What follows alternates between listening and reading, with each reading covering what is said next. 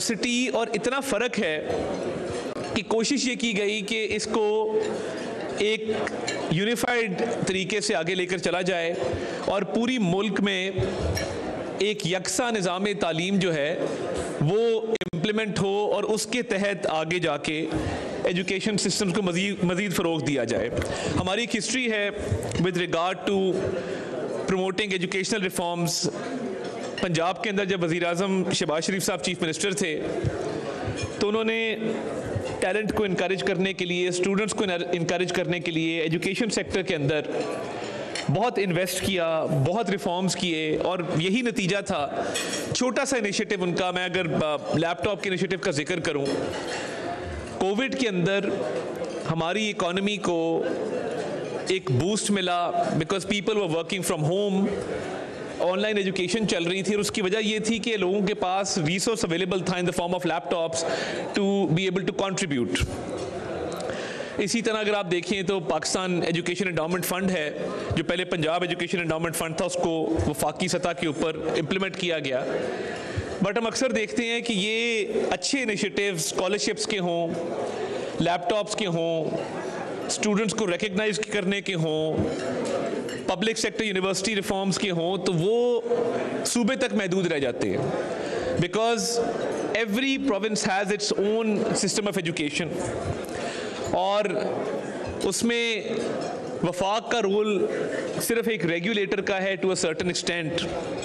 और उसके बियॉन्ड वो जा नहीं पाते। तो ये जब प्रपोजल आई तो उसके पीछे मकसद भी ये था कि एक यकसा निज़ाम तालीम जो है उसको मुल्क के अंदर मुतारिफ कराया जाए। गवर्नेंस के हवाले से I am a firm believer in the rights of local bodies and I believe के जो बेसिक डेमोक्रेसी का यूनिट है, हम भी जब इलेक्शन लड़ते हैं and we have the honour of representing the public, तो हम जो बेसिक यूनिट जहाँ से इलेक्शन शुरू करते हैं वो वार्ड का लेवल होता है और उसके बाद यूनियन काउंसिल का लेवल होता है and then we move upwards towards towns and tehsils and then eventually the district. जब तक आप अपने लोकल गवर्नमेंट के लोएस्ट टीयर को एम्पावर नहीं करेंगे, गवर्नेंस में एक रेडिकल चेंज लाना नामुमकिन होगा। And I been part of the provincial setup and हमने लोकल गवर्नमेंट के 2-3 सिस्टम्स देखे। जब हम लोकल गवर्नमेंट्स का कोई भी लॉ बनाते हैं, सिस्टम बनाते हैं, we tend to overcompensate for certain shortcomings और उसका नतीजा जो है वो 100% ठीक कभी भी नहीं निकलता। To bring about a radical change in governance, to improve the governance structures, we will need to invest in local bodies and bring about reforms which can actually change the system at the grassroots level. Without that, I don't think a major change in governance will be possible. But we've seen systems where we've been able to reform governance at the federal level. For example, मैं आपको छोटी सी मिसाल दूं, अभी हाल ही में world bank ने हमारे federal board of revenue के कुछ रिफॉर्म्स हैं जिनको अपलॉड किया और एज अ केस स्टडी पेश किया at one of their conferences. हमने किया क्या है, प्राइम मिनिस्टर का विजन ये था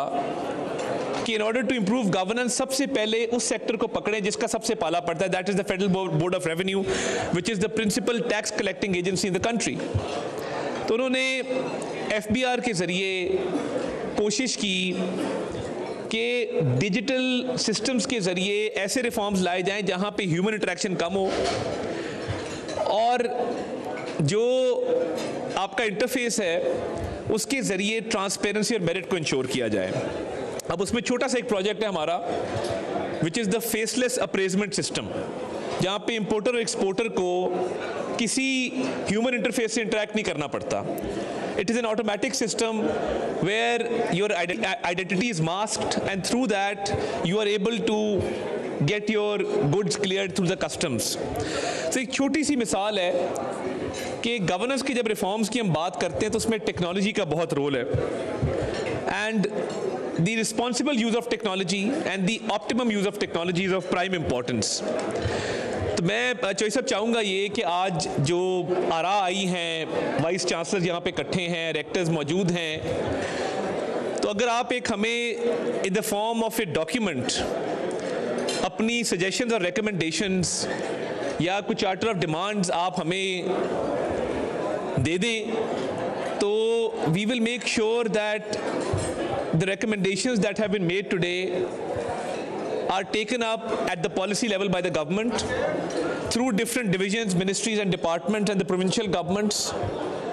so that we can bring about a positive change in governance, in higher education